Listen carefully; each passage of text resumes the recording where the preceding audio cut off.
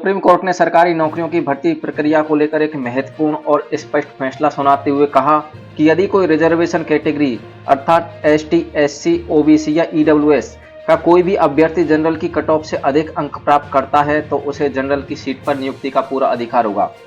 Court ने यह भी साफ कर दिया है कि जनरल या ओपन कैटेगरी की सीटें किसी एक विशेष सामाजिक वर्ग के लिए आरक्षित नहीं होती, बल्कि वे पूरी तरह मेरिट आधारित होती हैं।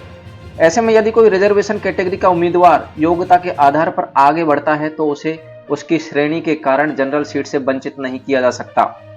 सुप्रीम कोर्ट ने इस दौरान डबल बेनिफिट वाली दलील को भी सिरे से खारिज कर दिया।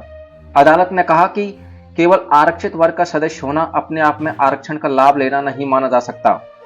आरक्षण का वास्तविक लाभ तभी माना जाएगा जब उम्मीदवार को कम कट ऑफ, आय में छूट या अन्य विशेष रियायतों का फायदा मिला हो।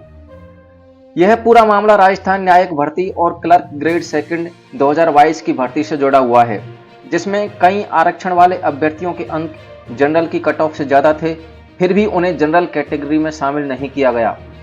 कुछ आरक्षित श्रेणियों में कट ऑफ 220 से भी ऊपर चला गया, जिसके कारण योग्य उम्मीदवार टाइपिंग टेस्ट से बाहर हो गए।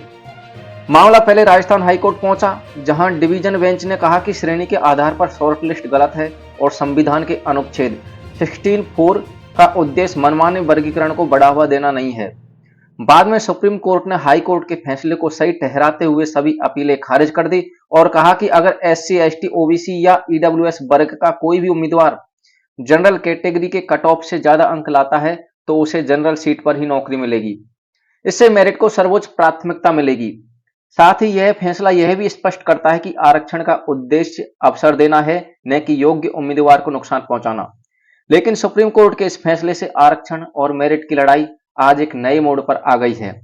आज की खबर में इतना ही। अगर आपने हमारा चैनल सब्सक्राइब नहीं किया है तो चैनल को सब्सक्राइब करें व साथ में बेल आइकन का बटन दबाएं, जिससे कि हमारी हर खबर आप तक पहुंचती रहे। धन्यवाद।